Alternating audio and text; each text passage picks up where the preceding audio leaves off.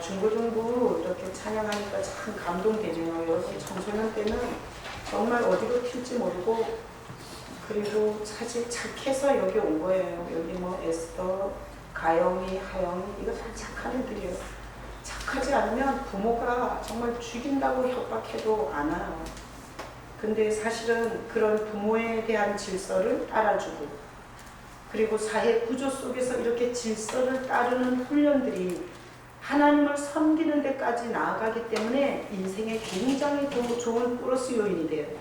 어렸을 때부터 부모 말을 귀뚱으로도 안 듣고 그리고 가정의 질서와 가정의 권위를 무시하고 그렇게 살면 그 끝은 뭔가 하면 하나님의 말씀과 하나님의 권위를 무시하는 쪽으로 가게 돼요. 그래서 여러분들이 주일학교 어린아이든 중고등부든 청년들이든 여기 그 하나님이 메어놓은 울타리 안에서 자신을 쳐서 복종시키는 것은 최종적으로 하나님에 대한 순종을 하는 영광의 열매를 맺게 돼요. 여러분 오늘 예배를 통해서 여러분에게 하시는 주님의 음성을 들을 수 있기를 축복합니다. 아멘. 자, 우리 계속 이렇게 시리즈 설교를 하면서 여러분은 지금 이 시대가 보이세요?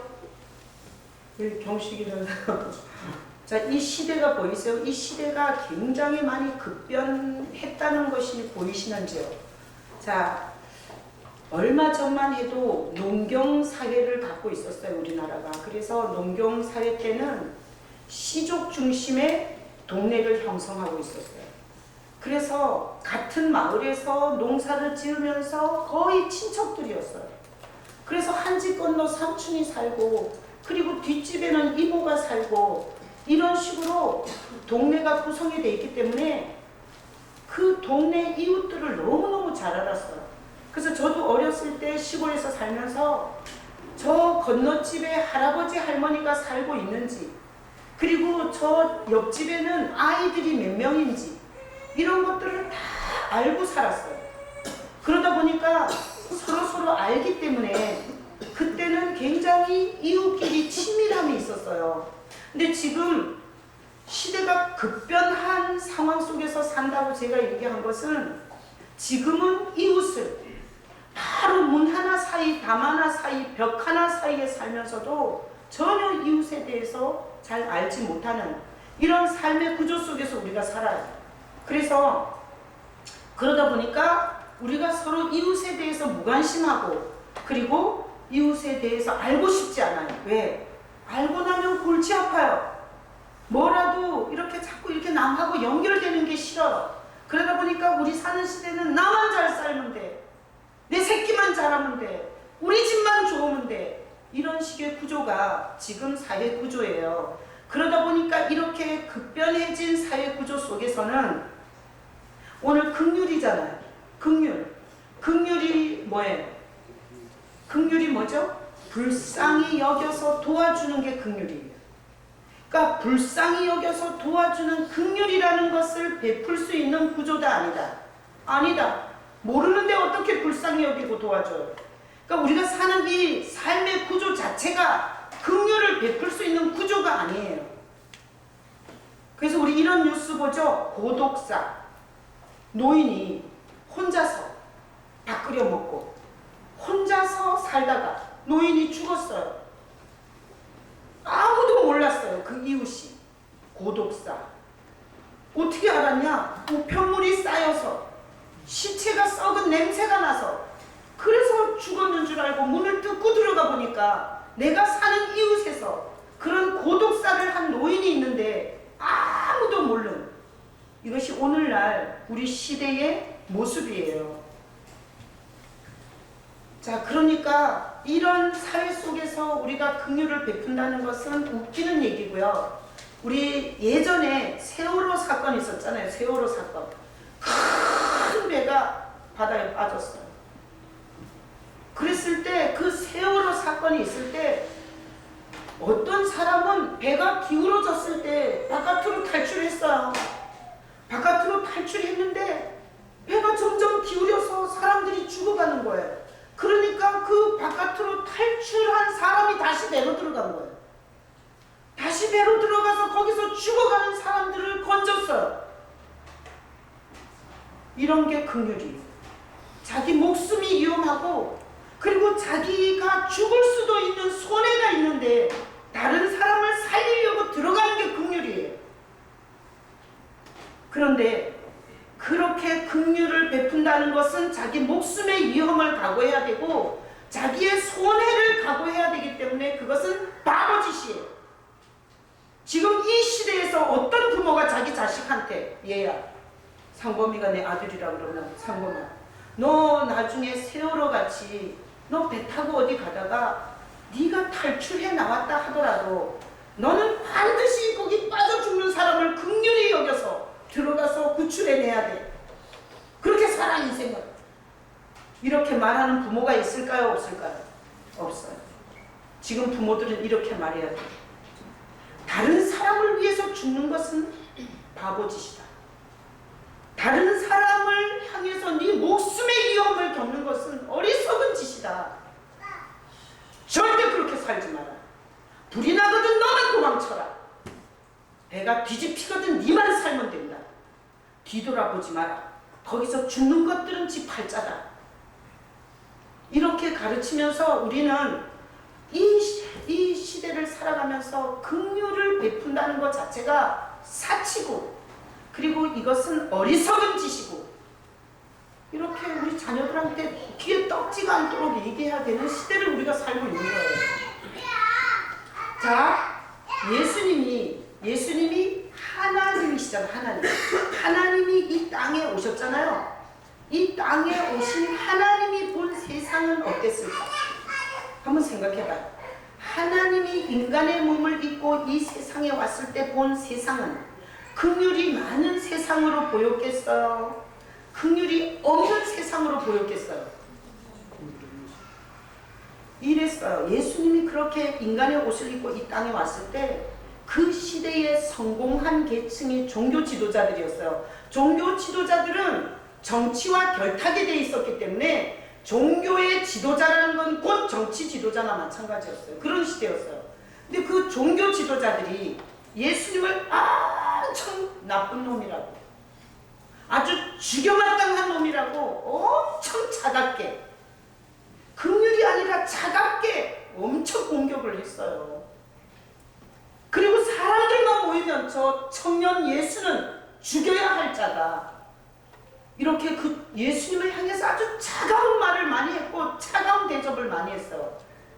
그뿐만이 아니라 우리 사복음서를 읽어보면 예수님과 함께 자란 형제들도 예수님을 미쳤다 그랬어요. 미쳤다. 형이 미쳤다고 생각했어요. 아니 같이 자란 형이 어느 날 메시아라는 거예요. 어느 날 자기가 하나님이라는 거예요. 그래서 같이 자란 형제들도 예수님을 미쳤다고 했어요. 그런가 하면 사람들이 예수님께 관심을 보일 때는 언제냐? 기적 행할 때.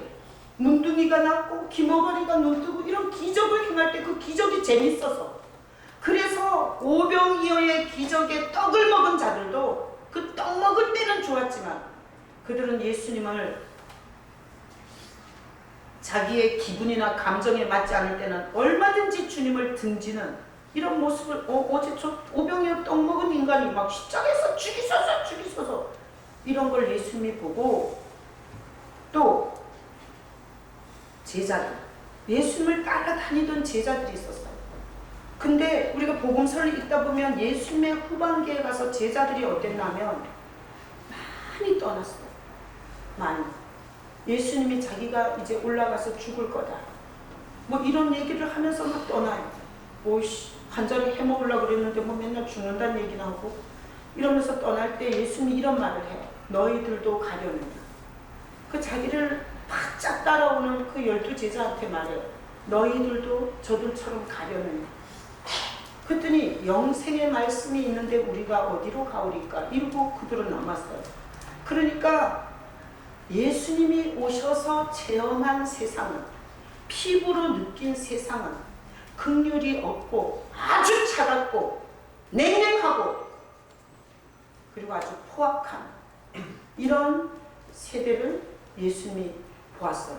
자, 우리가 세월호 사건에서 거기 안에 들어가서 자기가 살아나왔다가 거기 죽어가는 사람 몇 사람 건진 사람 완전히 영웅됐어요.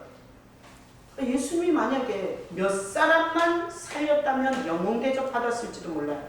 근데 예수님이 온 인류를 지옥에서 건지는 사역을 하는데 손가락질 받고 욕을 엄청 먹고 냉대를 당한 거예요. 여러분 퀴즈. 이 세상에 가장 긍휼이 많다면 누구에게 있겠어요? 불쌍히 여겨서 도와주는 긍휼이라는 게 가장 많은 존재가 누구겠어요? 문정식. 누구예요? 그러니까 가장 긍휼이 많은 존재는 예수님이세요. 즉 하나님이세요. 자 보세요. 하나님이 인간을 흙으로 만들었어요.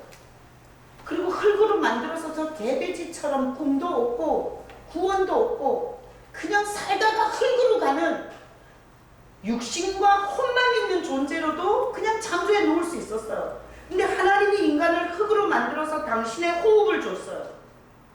그러니까 긍휼이 가장 많으신 하나님이 그 긍휼을 인간에게 퍼부은 거예요. 가장 많은 하나님의 긍휼을 받은 존재가 인간이에요. 그래서 인간은 하나님의 긍휼을 가장 많이 입었기 때문에 가장 존귀한 자예요. 가장 존귀한 자.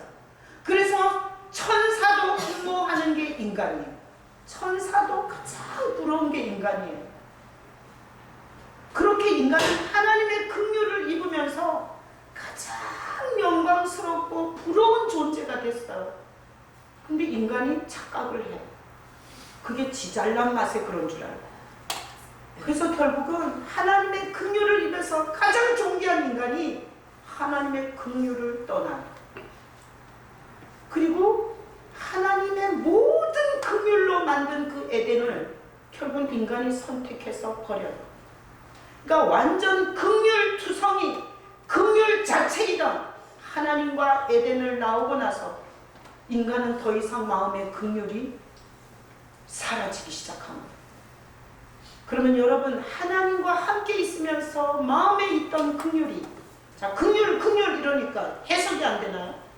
불쌍히 여기고 도와주는 이 마음이 점점 인간의 심령에서는 사라지기 시작했어요. 한여름에 아이스크림을 녹듯이 다른 사람을 불쌍히 여기고 도와주는 긍휼이 인간의 심령에, 영혼에 녹아내리기 시작해서 그것 자체가 없어지기 시작했어요. 자 그러면 인간이 사는 사회는 살만 했겠어요? 힘들겠어요? 엄청 힘들어지는 거예요. 이 긍휼이 사라진 인간의 세계는. 그래서 내 아니면 돼, 나 아니면 돼 이러고 그냥 다른 사람을 짓밟는 거예요. 다른 사람을 어떻게 되든 상관이 없는 거예요. 그러니까 긍휼이 사라진 인간 사회는 맹수들의 세계가 되죠. 맹수들의 세계. 맹수들의 세계의 모습이 뭐죠? 야득 강식이에요. 힘 있는 자는 잡아먹는 거고 힘 약한 자는 잡아먹히는 이런 아주 살벌한 맹수들의 세계와 같이 된 게 인간의 세계예요. 그러니까 우리가 사는 이 세대가, 이 시대가 지금 네 마음에도 내 마음에도 긍휼이 없는 거예요. 목회자는 성도를 볼 때 힘들게 일하고 오늘 예배 와서 조는 성도에 대해서 긍휼한 마음을 갖기가 힘든 거고요. 여러분은 제가 이렇게 땀 흘리면서 설교하는데 왜 그따위밖에 설교 못하냐 이렇게 따지게 되는 거예요. 그러니까 우리는 피차근의 이 긍휼 없는 이 살벌한 인생을 우리가 살고 있어요. 자 여러분 오늘 집에서 일주일 동안 어떻게 사셨어요? 집에서 자식 키우면서 설거지, 빨래, 청소 이런 거는 영광도 없어요. 그런 거는 좋지도 않아요. 그런 일을 해준 부인한테 긍휼한 마음을 가지고 여보 나는 그래도 밖에서 보다분하게 일하잖아. 당신은 정말 힘들지. 이런 긍휼한 마음을 해주셨나요? 왜 에스더 너는 시집도 안 갔으면서 이렇게 막 고개 들고 어? 에스더가 아니라고 하네. 쟤는 뭐 초등 중학생이 왜 고개를 들지? 보니까 그런가 봐. 어? 부인은 내가 그래도 내 새끼 밥을 하고 내 가족 가정을 돌보고 이러면서 나는 그래도 가족 속에서 살지만 남편은 다 무한 경쟁 속에 가서 얼마나 고달프고 힘들게 살았겠냐. 이러면서 그 남편을 긍휼히 여겨 피곤하고 지쳐서 애도 안 봐주고 이러면 아이고 얼마나 피곤하면 지쳤으면 얼마나 층층 시야에서 찐빵 먹었으면 저럴까. 이런 긍휼함이 있냐고요. 그러니까 지금 우리가 사는 시대는 서로를 향해서 다 이기적이고 그리고 다른 사람에 대한 배려는 요만큼도 없이 다른 사람을 이용해서 내 이익만 취하는 긍휼이 바닥이 나는 시대를 우리가 살아요. 자, 이런 사회 구조 속에 예수님이 하늘에서 오셨어요. 하늘은 천국이에요. 여러분, 천국은 살만한 곳이에요. 무섭고 지긋지긋한 곳이에요. 거기는 거룩하고 영광스럽고 아쉬움이 하나도 없는 곳이에요. 그러니까 우리가 다 거기 가고 싶은 거잖아요. 근데 예수님이 지옥에서 온 게 아니에요. 너무 지옥이 힘들어서 땅으로 온 게 아니라고요. 예수님이 이 땅으로 올 때는 너무나 거룩하고 완전한 영광과 거룩이 있는 곳에서 이 땅으로 오셨어요. 어떤 바보가, 어떤 등신이 자기의 그 완전한 아쉬울 것이 없는 그곳에서 이 땅으로 오겠냐고요. 왜 왔겠어요? 너무 고달프게 사는 거야. 하나님의 형상을 받은 인간들이라는 게 정말 고달프게 살고 고달프게 살다가 죽은 걸로 끝나면 되는데 죽은 걸로 끝이 아니라 영원한 지옥에 가서 더 흉악한 고통을 당해야 되는 운명.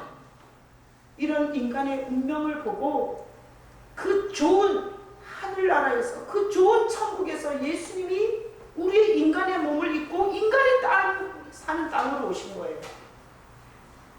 사람들은 왜 왔는지 몰라. 지금 뭐 멕시코 좀 미쳤나. 하나님은 하늘에 있지 왜 땅에 와서 난리야? 아니 여기 우리 땅이라고. 돈 가. 인간들은 아무도 그분이 우리가 사는 이 생지옥 포악하고 더러운 곳에 왜 왔는지 아무도 모르는 거예요. 지금도 몰라.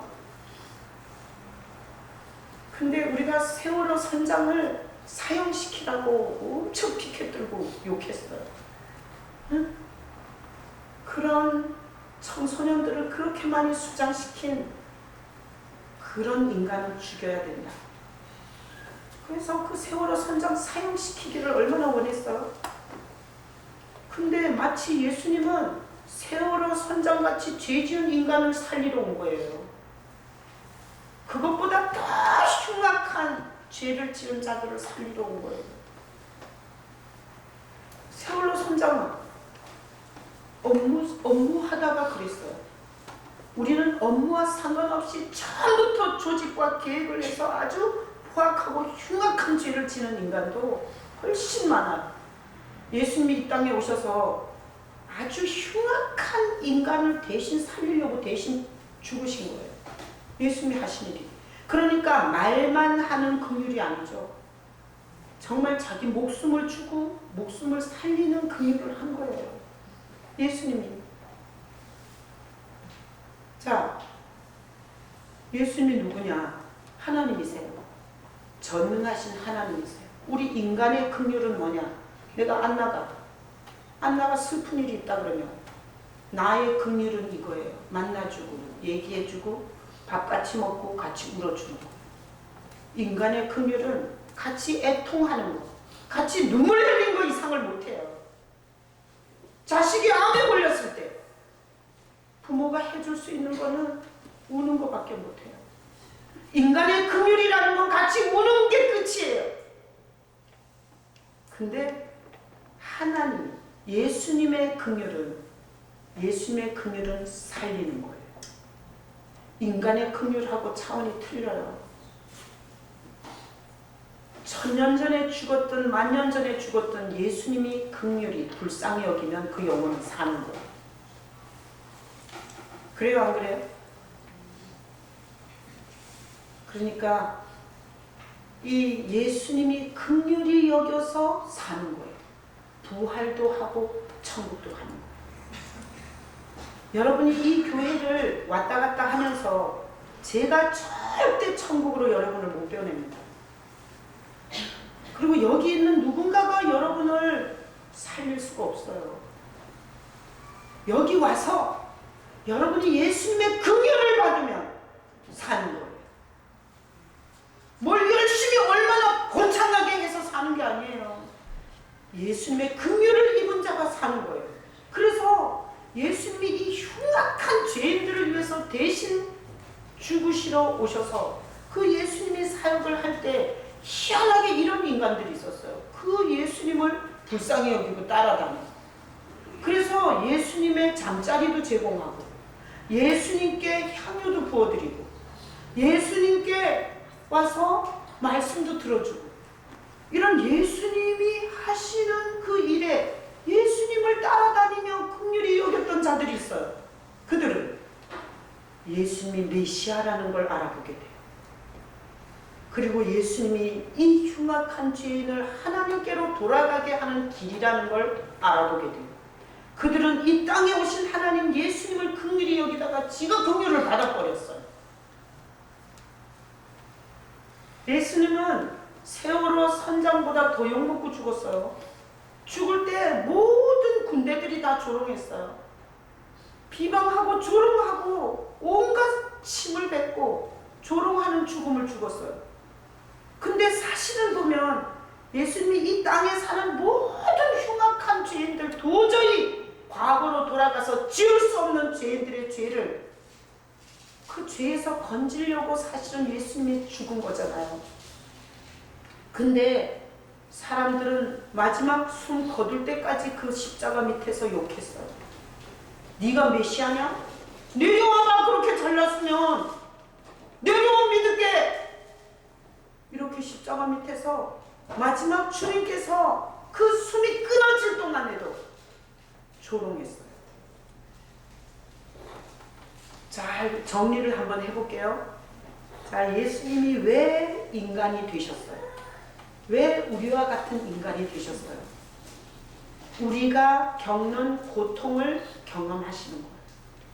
우리가 이 육신의 집에서 이 삭막한 세상에서 사는 우리의 고통을 멀리서 보고, 야, 착하게 살아, 착하게 살면 건져줄게, 이런 게 아니라 우리가 사는 모든 삶의 현장으로 들어오신 거예요.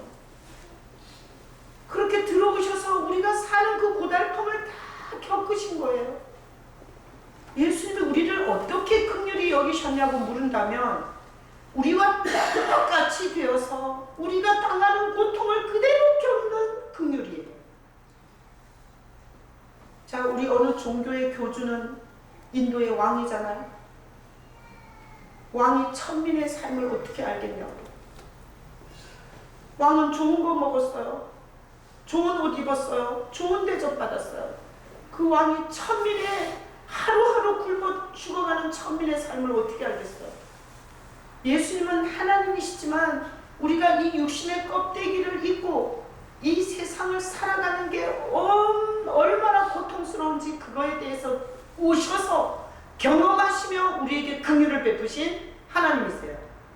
자, 세월호가 그 물길 센 데서 넘어져서 그 아이들이, 청소년 아이들이 엄청 많이 죽었잖아요.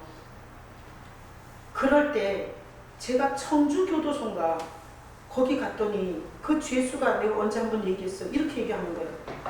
그때 세월호 사건이 있고 몇 주 후에 청주교도소를 갔어요. 근데 교도소 안에서는 술이 있어요, 여자가 있어요, 담배가 있어요.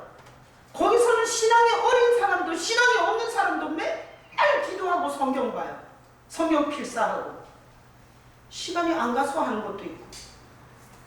그러니까 이분이 이러는 거예요. 목사님, 제가 며칠 전에 꿈을 꿨는데 큰 배가 바다에 빠져서 뒤집혀서 거기 있는 사람들이 다 죽는데 거기서 막 하늘로 올라가는, 막 수십 명의 사람들이 하늘로 올라가는 걸 봤대요. 근데 그 세월호 사건은 이미 몇 주 전에 있었어요. 근데 그 교도소에 가서 그 사람 사람이 그 얘기 하는데 제가 그런 사건이 있었다고 몇 주 전에 그 청소년 아이들이 거기서 굉장히 많이 죽었다고. 근데 그런 꿈을 꾸셨냐고. 그랬더니 그런 꿈을 꿨다는 거예요. 그래서 내가 그 자리에서 이렇게 얘기했어요. 예수님이 그 침몰해 가는 배 안에서 아이들의 영혼을 구원하셨나 봐요. 자, 한번 생각해 보세요. 그 세월호 배 안에 배가 서서히 물에 잠기고 이제는 살아나갈 길이 없는데 공기층에 요 공기가 좀 있으면 이렇게 코를 이렇게 맞대고 다 완전히 물이 들어오기 전에 이러고 있었던 시간들이 있을 거 아니에요. 그럴 때 어렸을 때 주일학교를 다녔던 사람이 그 순간에 뭔 생각했을 것 같아요? 뭔 생각했을 것 같아요? 자기가 어렸을 때 들었던 이제는 아무 희망이 없는 거예요. 아무 방법이 없는 거예요. 이제는 내가 공부를 90점 맞았냐 100점 맞았냐 내가 인류 대학을 가냐 이건 다 소용이 없는 거예요. 그러니까 거기서 요 공기층에 대고 콧구멍을 내놓고 마지막 의식이 있을 때 그는 뭐 했겠어요? 그 어렸을 때 주일학교 때 까맣게 잊어버렸던 예수 믿으면 천국 간다고 그 생각하지 않았겠어요? 교회 다니다가 시험 들어가지고 뭐 집사가 잘해주니 안 잘해주니 목사가 마음에 드니 안 드니 이런 거 썰 풀면서 교회를 떠난 성도가 있을 때 그 뱃속에서 죽어갈 때 뭔 생각했을 것 같아요? 거기서 자기의 신앙의 중심을 목사가 거룩해야 되고 성도들이 나한테 친절하게 잘해줘야 되고 이런 썰을 풀던 인간이 마지막 죽는 순간에 뭐 생각했겠어요? 그래도 들은 풍월이 있어서 주의 이름을 불렀을 거예요.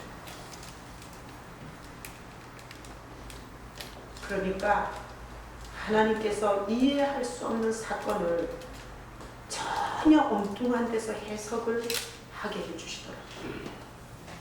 세월호 자기 자식이 물에 빠져서 죽는데 부모들은 뭐 했어요? 항구에 서갖고 찔찔 우는 것밖에 못했어요. 거기를 어떻게 가냐고요? 바람이 불고 풍랑이 부는데 거기를 어떻게 가냐고요? 그런데 예수님은 그 세월호 안에 가서 그 아이들의 영혼을 구원하신 거예요. 그러니까 그런 꿈을 꾼 거 아니겠어요? 저는 엄청 은혜 받았어요. 왜? 지금 목회를 해보면 성도들이 구원의 확신도 없어요. 예수님에 대한 감사를 갖고 살으라 그래도 기뜸으로 들어요. 아무리 설교를 해도 탐욕과 욕심을 예수를 빙자해서 채우는 거 외에는 없어요. 어떻게 하냐고요? 예배 생활하는 거 보면 알아요. 그렇게 나의 아주 중요한 죽고 사는 문제를 그분이 결정한다는 그런 식으로는 살 수 없는 거예요. 근데 제 희망이 뭔 줄 알아요? 정말 이렇게 얘기를 해놓으면 언젠가는 반드시 결정할 극적인 순간에 들은 것은 거저가 없다는 거예요. 하나님은 고생하고 죄에 빠져가지고 탐욕과 욕심에 눈이 멀어가지고 지옥으로 가는 우리를 아주 긍휼히 여기고 불쌍히 여기고 도와주려고 예수님을 보내셨어요. 근데 그 예수님이요, 자, 오병이어 떡을 먹던 인간이 저기서 십자가에 못 박아서 십자가에 못 박아서 이 짓 할 때 예수님이 긍휼히 여기기가 힘들어요. 종교 지도자들이 하나님의 옷을 입고 앉아가지고 다 자기 이기적인 욕심과 탐심으로 자기 삶을 더 번지르르게 하게 하는데 온 정성에 가 있는 그 종교 지도자를 보고 예수님은 긍휼히 여길 수가 없었어요. 근데 예수님은 끝까지 그 인간을 하나님께로 인도하는 긍휼의 그 자리에서 끝까지 긍휼을 베푸셨어요. 하나님이 그렇게 자기 목숨을 죄인을 위해서 내놓는 예수님을 하나님께서 긍휼히 여기면서 한 사건이 뭐예요? 부활이에요. 예수를 살려내신 거예요. 그러면 오늘날 우리가 이 땅에 하늘 보좌를 버리고 내가 사는 이 더럽고 이 포악한 곳에 거룩하고 완전한 영광의 예수님이 날 위해서 이 땅에 오셨다는 것을 너무 긍휼히 여기는 성도가 구원받는 거예요.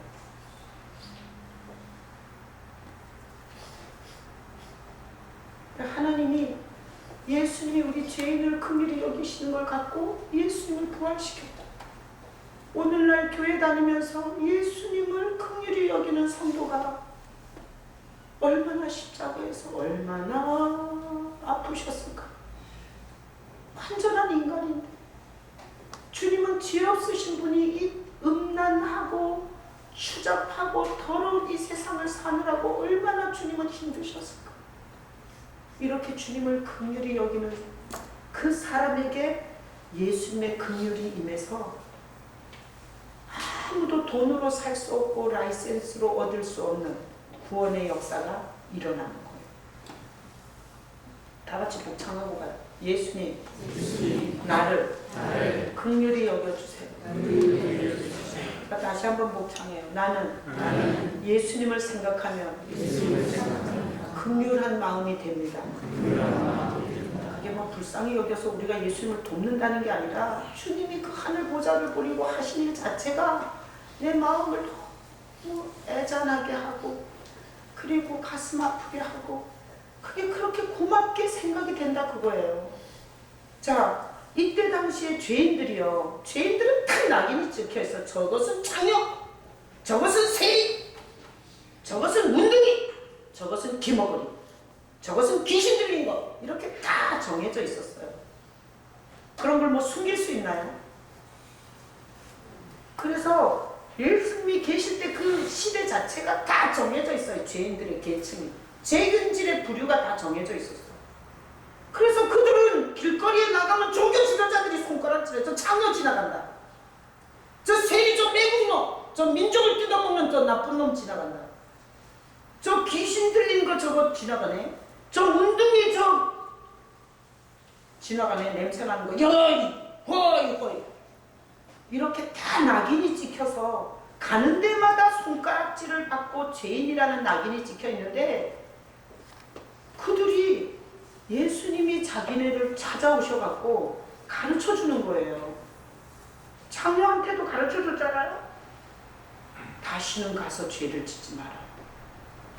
이러니까 이 죄인들이 볼 때 맨날 괜찮은 인간, 똑똑한 인간한테 손가락질 받고 정죄받고 쓰레기라 그러고 너 같은 인간은 죽어 마땅하다 그러고 이런 얘기만 듣고 살았는데 예수님이 오셔서 그런 정죄를 하나도 안 하고 문둥이를 쓰다듬고 귀신을 쫓아내주고 그리고 장녀한테 왜 그렇게 살면 안 되는지를 가르쳐주면서 그 장녀에게 새롭게 살 수 있는 길을 친절하게 다독이면서 그리고 설득하면서 이렇게 친절하게 대해줬을 때 그 죄인들이 받는 충격은 이루 말할 수가 없었겠죠.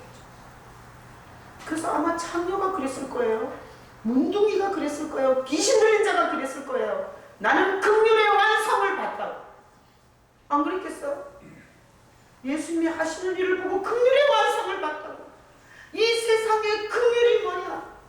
저 예수님은 긍휼 그 자체시다. 나는 내 인생에서 내가 문둥이로 살면서 누가 나를 긍휼히 여기는 걸 가족조차 그 병이 옮을까봐 내 가까이에 오지 않았다. 근데 나는 긍휼의 극치를 받다. 긍휼은 곧 예수님이다. 이렇게 말 안 했겠어요? 그러니까 이 죄인들이 본 예수님의 긍휼은 상상을 초월하는 것이었죠. 그래서 지금 우리가 사는 사회는 가장 문제가 뭐냐? 긍휼이 없는 거예요. 긍휼이. 목회자와 성도 사이에도 긍휼이 없고 부부 사이에도 긍휼이 없고 음식을 파는 사람과 사 먹는 사람 사이에도 긍휼이 없는 거예요. 여러분 혹시 그 가습기 살균제 그 긍휼이 없는 거 아니에요? 그걸 마시고 폐가 잘라내지고 껄럭껄럭 천식으로 고통하던 애들이 죽어가는 걸 생각했다면 어떻게 그런 제품을 팔 수가 있냐고요. 그러니까 이 시대 자체는 지금 긍휼이 없는 거예요. 긍휼이 나만 아니면 되는 거야. 나만 아니면. 하나님께서 이런 긍휼 없는 세상에서 정말 힘들게 사는 현대인들에게 하나님이 말씀하시는 게 있어요. 긍휼은 예수다. 그러니까 예수소를 믿으라. 예수소를 받아들이라. 이 어려운 세대지만, 긍휼이 없는 세대지만 정말 의지할 데가 없어서 예수님 나를 불쌍히 여겨주세요. 그게 긍휼이에요. 예수님 나를 불쌍히 여겨주세요. 나는 어느 순간 보니까 형제가 나를 도와줄 수가 없어요. 부모가 나를 도와줄 수가 없어요. 내 동창이나 내 이웃에 있는 사람이 나를 도와줄 수가 없어요. 내 정신병을 누가 도와주겠냐고요. 우울증. 세상이 다 어둡게 보이고 내 인생은 이제 끝났다고 결론을 내는 이 정신병에서 누가 나를 건져주겠냐고요. 형제가 하는 거는 밥 한 번 사주고 같이 물어주는 거예요. 그걸로 안 돼요. 그런 내 정신병에 걸려서 인생 전체를 어둡게 보고 이제는 끝났고 내 인생에 좋은 날은 두 번 다시 오지 않는다는 이런 생각 속에 빠져 있을 때 예수님이 날 찾아오셨어요. 하늘 보좌를 버리고 이 땅에 오셨을 뿐만 아니라 어디에도 희망을 걸 수 없는 인생에게 예수님이 찾아오셨어요. 그리고 지금까지 살 수 있었어요. 앞으로도 사는 힘은 돈의 통장에 돈이 있어서 내가 뭐 목사라는 타이틀이 있어서 교회가 있어서 사는 게 아니고요. 이건 언제든지 뒤집어질 수 있어요. 여러분 직장 끊어질 수 있고요. 여러분이 믿는 가족과 이별할 수도 있어요. 그런 거에다 목매고 그런 거에다가 충성해 보세요. 결과가 어떻게 되나. 근데 저는 앞으로 무슨 삶이 되든 그 예수님을 붙잡고 살면 된다는 답을 알고 있어요. 자, 그러니 주님은 지금도 주님을 향해서 나를 불쌍히 여겨주세요. 나 이제 어떻게 살아야 할지 모르겠어요. 난 지금까지 열심히 살았어요. 인생에 남은 게 없어요. 나 어떻게 살아야 돼요? 이렇게 나를 불쌍히 여겨달라는 주님을 향한 처절한 그런 부르짐을 가진 자는 만나 주십니다. 구원하십니다. 돈으로 할 수 없고 세상의 프로필로 타이틀로 할 수 없는 하나님의 역사를 경험하게 하시는 거예요. 성도가 뭐예요? 성도? 여러분들이 성도잖아요. 제가 이렇게 설교하면서 이렇게 정리를 해주는 이유가 있어요. 성도가 거들먹거리고 이렇게 왔다 갔다 하는 게 성도예요. 성도는 예수님의 긍휼을 입은 자예요. 예수님의 긍휼을 입은 자. 그리고 그 자기를 긍휼히 여기고 이 땅에 온 예수를 또 사랑하는 자. 긍휼히 여기는 자가 성도예요. 그래서 성도는 이렇게 주님에 대한 애잔함이 있어가고요. 그래서 이게 주님의 모든 것에 대해서 이게 보는 시각이 틀려요. 여러분 우리가 신앙생활을 해보면 이래요. 나만 아니면 돼야. 교회야 망하거나 말거나 자기 귀찮은 일은 일절안. 이거는 주님의 긍휼을 입은 자의 모습이 아닙니다. 제가 살아보니까 이렇더라고요. 예수님과 연결된 모든 것은 소중했어요. 내가 예수님의 긍휼을 입고 보니 예수님과 관계된 모든 것은 소중했어요. 그래서 나는 목사가 어쩐다고 그렇게 막 쌍욕을 하고 그렇게 도매금으로 막 공격하고 그런 얘기 잘 안 했어요. 어쩌다가 그런 목사가 있긴 하지만 주님을 생각하면 목회자들의 잘못을 그렇게 막 욕할 수가 없어요. 그리고 교회 다니는 성도들을 무조건 비하하고 세상 직장보다 못한 인간들이 교회에 모여 있다고 이런 말을 못하겠더라고요. 주님과 연결된 모든 것은 소중해졌어요. 교회가 소중하고 목회자가 소중하고 그 예수를 믿는 성도들이 소중하고 그래서 무슨 뉴스만 나오면 무슨 얘기만 있으면 침을 튀겨가면서 막 같이 세상 사람하고 욕하는 짓을 못하겠더라고요.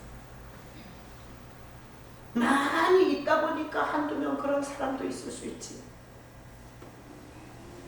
그렇지만 소중하다. 주님과 연결된 것들은 소중하다. 지금 기독교를 엄청 욕해요. 불교는 욕 안 해요.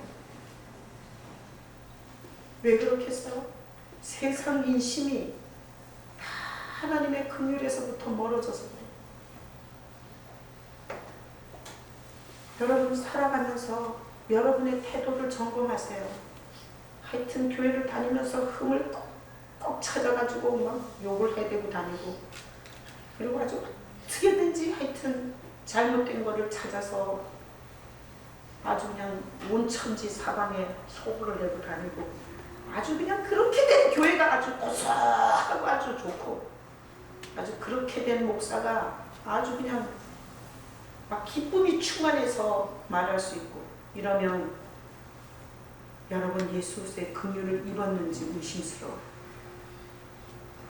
그래서 오늘 우리는 예배하고 있잖아요. 예배가 뭐냐? 예배는 예수님의 긍휼을 입는 시간이에요. 제가 지금까지 했던 가장 많은 기도, 그리고 해서 가장 수지 맞은 기도가 뭔지 알아요? 주님 나를 불쌍히 여겨주세요. 주님 나를 불쌍히 여겨주세요. 여러분 박근혜가 불쌍히 여기면 한 자리 해먹지 않겠어요? 돈 많은 친척이 나를 불쌍히 여기면 돈 몇 푼 주지 않겠냐고. 근데 예수님이 나를 불쌍히 여겼을 때는 영원히 죽어야 할 인간이 사는 역사가 있는 거예요. 그 기도처럼 위대한 기도가 없는 것 같아요. 나는 정말 예배 드릴 때마다 주님이 나를 불쌍히 여겨서 내가 예배를 온 것 같아요. 내가 아까 기도하면서 정신이 까물할 수 있어요. 요즘에는 사고를 통해서 기억을 상실할 수도 있고요. 그러잖아요. 이 자리 못 와요. 이 지금 정신을 붙잡아줬다는 얘기잖아요. 그리고 몸이 아픈데 오겠어요? 집안에 급박한 일이 있으면 못 와요. 지금 우리가 이 자리에서 예배한다는 건 엄청 많이 하나님이 우리를 붙잡아 주셨다는 증거예요. 이게 저는 일주일에 지금 지난주에 계속 교도소 집회, 화요일날, 목요일날, 월요일, 화요일 성지순례 갔다가 수요일날 4번, 5번 예배하고, 그 다음에 청주교도소 갔다가 천안교도소 갔다가, 그리고 토요일날은 이게 귀가 자꾸만 이명이 자꾸 들려요. 그래갖고 내가 좀 쉬어야 되겠다. 그래갖고 쉬었어요. 근데 누가 또 어떻게 알고 새벽에 홍삼을 사줬어요. 그래가지고 이게 기가 딸렸나 보다. 그래갖고 이 홍삼을 하루에 2숟갈씩 퍼먹었어요. 난 원래 그런 거 안 좋아하거든. 근데 그게 싹 없어졌어요. 그렇게 싸돌아다니는데 이거 사고 없이 오늘 이 자리에 서 있는 것 자체가 얼마나 큰 은혜인지 모르겠어요.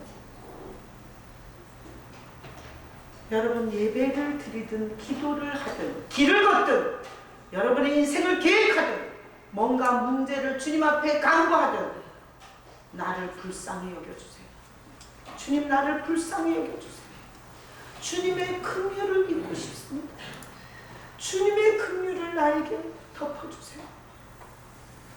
이렇게 기도하시고 형제도 몰라보고 부모도 몰라보고 교회도 몰라보고 직장도 몰라봤지만 예수님이 나에게 말씀하시고 내 인생을 다시 시작하게 해주셨다고, 이런 고백을 할 수 있는 여러분 되시길 예수님의 이름으로 축복합니다. 아멘. 이 시간 우리 같이 통성으로 기도하는데, 주님 나를 불쌍히 여겨주세요. 교회 건물